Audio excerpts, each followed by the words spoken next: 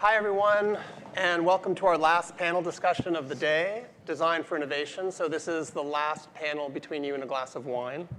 So we will get through this quickly, but in a very exciting fashion. I'm Tomas Rosant, and I'm a design partner with Ennead Architects here in New York City. I'll be the moderator.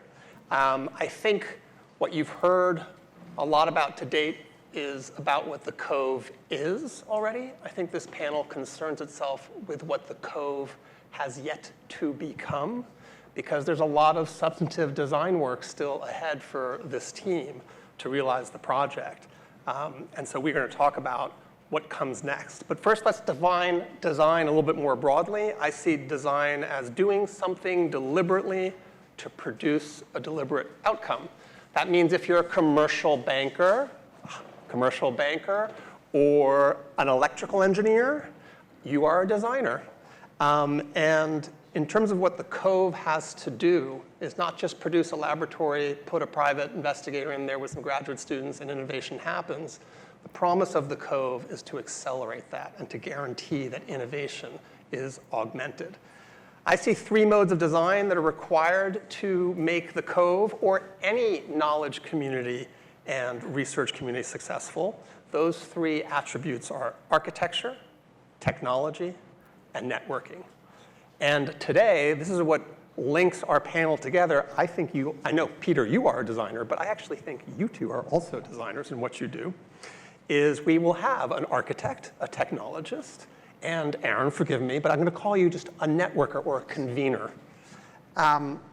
So on our panel today is Peter Schubert, design partner at Ennead. You know him already. And also we have today Gab Peschiera, the director of smart buildings at JB&B here in New York City. Gabe's work is focused at the nexus of building systems and digital technology. And I like to think that we're kind of kindred. We both kind of want the sentient building to be realized here.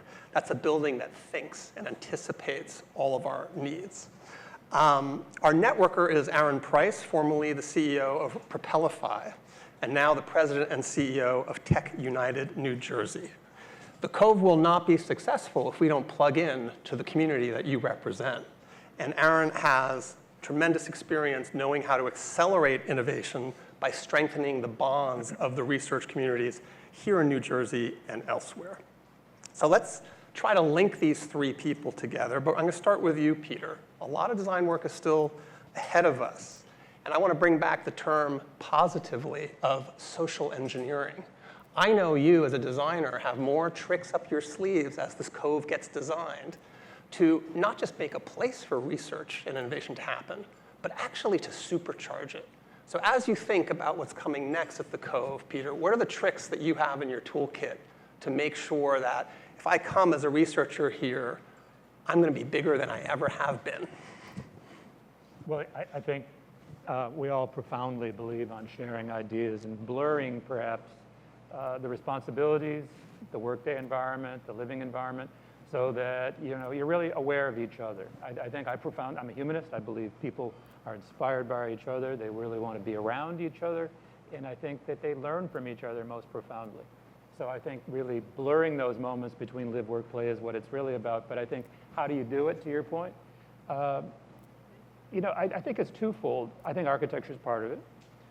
There's a level of transparency and just the way you arrange the program such that you're aware of one thing happening while you're doing another. That's that simple. And also there's just simply, there is the fact of transparency. And, we are here talking about being near Manhattan, but there's nothing like having a view of Manhattan while you're talking about it. So, I think really there is some architectural tools you can use that are obvious, but there's also, I think, the sensitivity to programming, so that, and that is a part architecture, it's part listening to the community group, it's part the developer taking a partnership in making sure the scientists and the educators and at this point, the hospital next door are all aware of each other's happenings so that they can each participate and enjoy each other's thoughts. And talk a little bit more, because I know your work so well because I'm your partner, but about transparency and this kind of idea of productive collisions. Like, as an architect, how can you make those happen? Well, I'm going to ask you to join in on that, because Tomas is one of the experts of it because he does so much education, but really transparency is about education, don't you think, Tomas?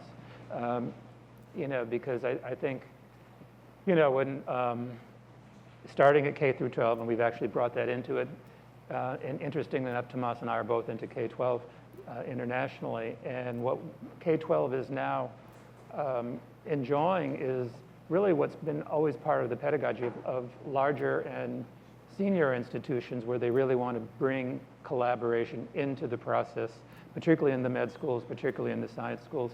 And now that is becoming a way of life starting in the kindergarten. Right, exactly. Yeah.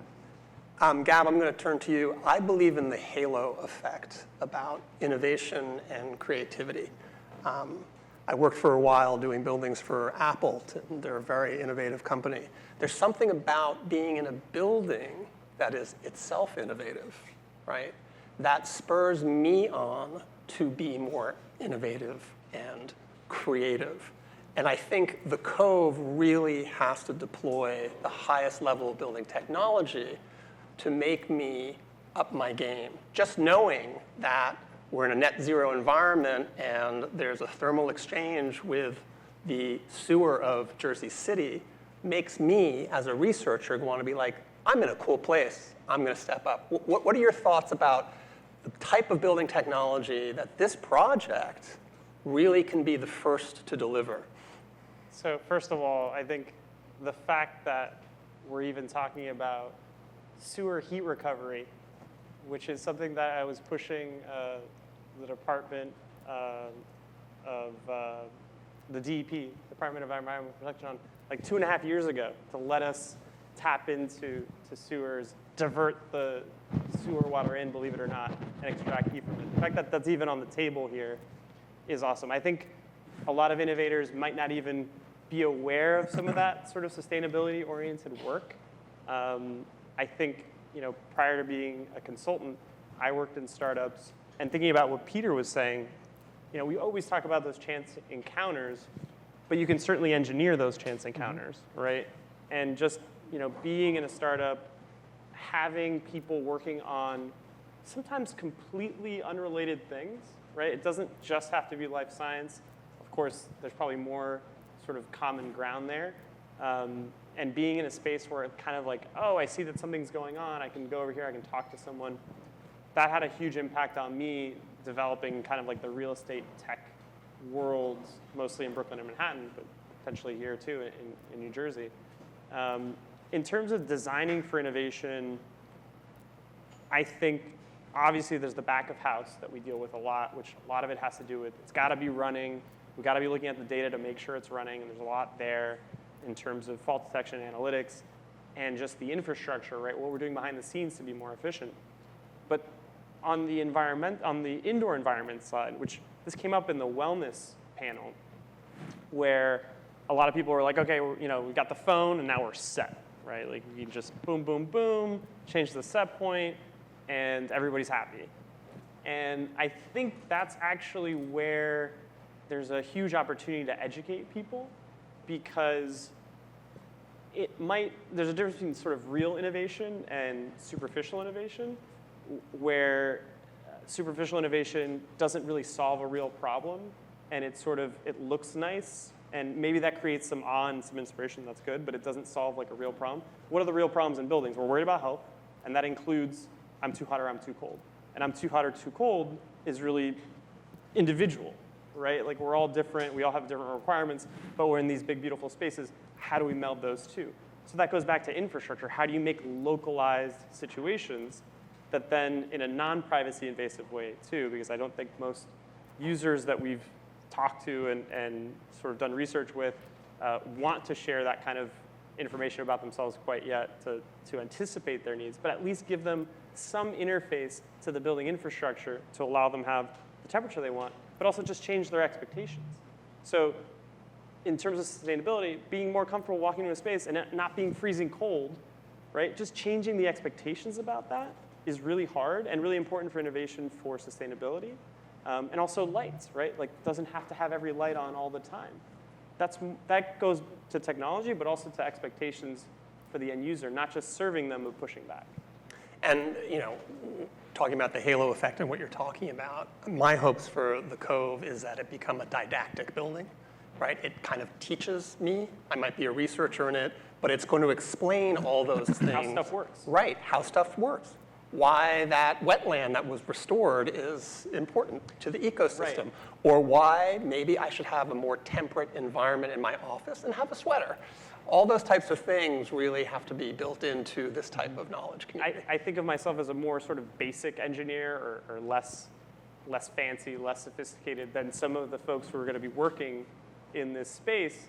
And yet they often have no clue what happens to support the work they're doing. And I think connecting people with that also connects them with a sense of place, right? So I think that just furthers your attachment to the place and connects you to sort of the work. And I think it engenders in you a push towards creativity and innovation. I think it's really important. Before I move on to Aaron, in our call on Friday, you did lament that, in your history of big developments in New York City, there are always some great technological ideas that get jettisoned, and there's not the will to. You have the development team here, you have the architecture team here. You have any advice of what are some of the things that the Cove really should adopt, aside from being all electric and net zero? Any ideas? Specific ideas? Are we talking about why ideas have been jettisoned in the past? First, that was your first question, Sure. really. I think there's often a misalignment between the end user and the developer, right? Where the developer's got a lot on their plate, and you come to them with some technology that's going to improve that end user experience.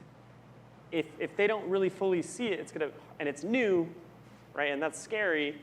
Then it might not get included, and it's expensive. That's been the tension in the past. But sometimes it's really just the new thing. Has it been done somewhere else before? So even the fact that we're having this conversation is a hugely positive sign.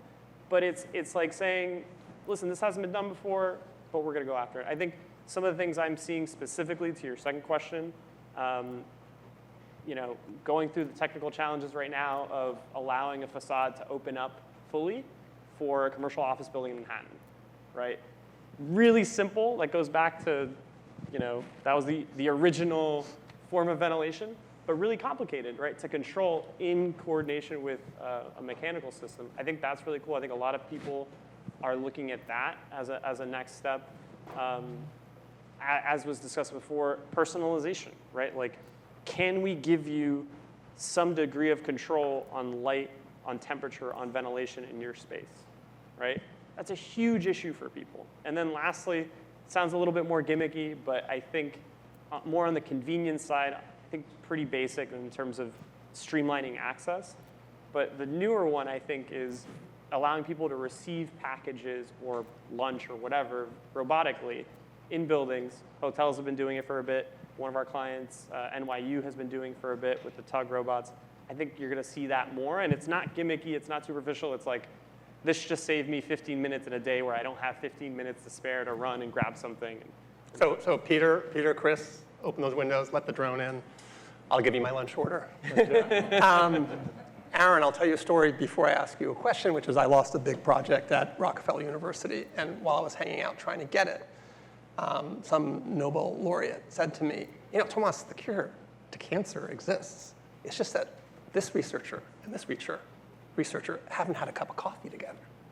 And I think this is kind of squarely where you live. If the Cove is to be the kind of innovation hub that we are promising, being part of a knowledge community that can rapidly exchange ideas is going to be very important. So my question to you is, there's a place called Silicon Valley, there's a place called Cambridge, Massachusetts, and there's a place called New York City, New Jersey. What is it right now about this time and moment and place that is really going to make the Cove successful in taking ideas out of the lab and getting them, to hit the street?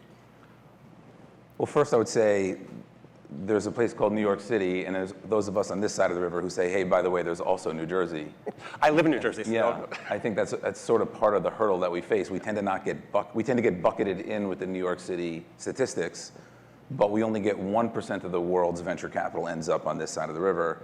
About a third of it goes there. There's basically three markets, New York, Boston, and California, that end up with about 75% of the, 72% of the at least this country's venture capital investment. So I think it's first overcoming some of the issues that face the state on what actually thrives here, what works here. New York has a very strong sense of self and identity, a very strong and authentic community that is built from the ground up, which is getting to your answer on authenticity in the community that I think drives the right kinds of connections.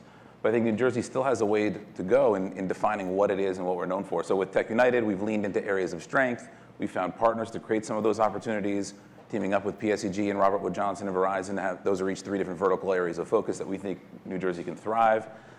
From a marketing perspective, while the sewage being pumped into the building sounds really interesting, you may want to rebrand that idea. But I think Wastewater. yeah, there's brainstorming. Yes. But I think leaning in around, there is, I believe, this moment in time now, because of the pandemic, where people are rethinking where they want to go, where they want to live and work. And I do believe it's New Jersey's moment to capture, and also ours to lose, and that the Cove represents one of a lot of things, a lot of opportunities in New Jersey for us to claim that we can be a place where you can potentially live, work, play, and have this authentic community built into the environment. I could go on for a while, but I'll let you. No. It's so true, and plus there's so little viable laboratory space on the other side of the river. That's right. And so there's a real opportunity here to do exactly, and also all the other industries that are already here, like the pharma industry. So to pivot, because it's the end of the day, I'm going to ask a question to all of us, but first I'm going to turn to our panelists. You know a lot about the Cove now, and you all have probably, if you're in this room, vested interests in its success. So you have the lead designer of the Cove here, the developers here, his project team is here. What advice do you have for us, whether you're a consulting engineer or a banker, as I said before, that the Cove has to continue to bake into its formula in order to be successful? So I'm going to start with you, Aaron, because I ended with you. We'll go back the other way. So for your organization to really plug into the Cove when it's fully up and running, what do you need the Cove to deliver to you to make sure you can help the Cove and the innovation that's going on here? I mean, that's a very sophisticated question with a very basic answer, which in our case tends to be about meeting spaces. Like actually, an ability to have flexible, affordable spaces to gather tend to be a real hurdle for any community, in our case, the technology community. I would also say that easy, low-cost access. To reiterate that point, I started off. I'm an entrepreneur. I've built a few businesses. One did really well. A bunch went sideways. I started the New Jersey Tech Meetup, and that's kind of how I got into the rest of this mess. And that took on a life of its own. But finding space to gather was a huge burden. And so in my case, when Stevens Institute of Technology opened its doors, subsidized the ability for us to gather, things really thrived, and we're still the state's, it is still the state's largest group of entrepreneurs. So from a very basic perspective, it's make it really easy for people to get inside, to get together, and really affordable to do, because those grassroots, now I've got a much fancier sounding title, but it was started with a very grassroots, community-led, community-driven meetup group.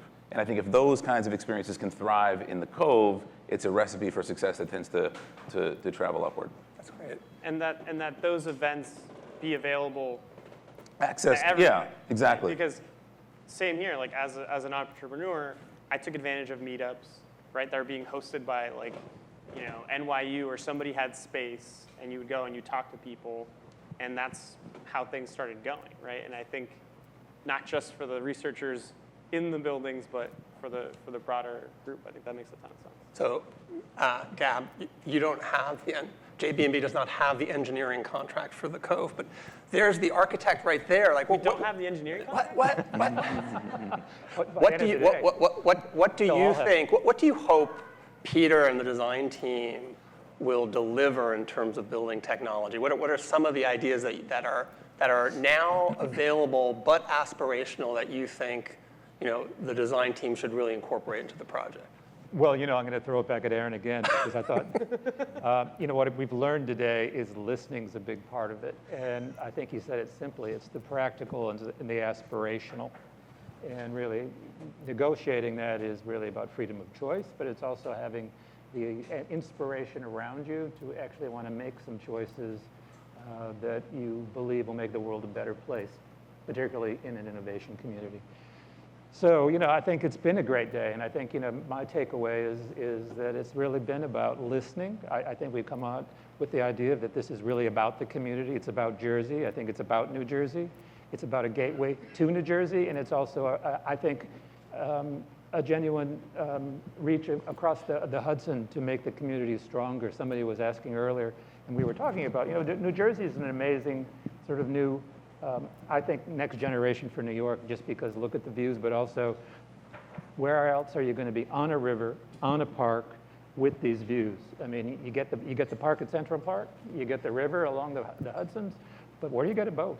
So, and plus you get a lecture every day about government out in the harbor with Lady Liberty. So, I think, really being in a place that is one y'all want to be in is something that we're really looking forward to hearing more and more about. So let me open it up. The day is over. You guys all know about the Cove now.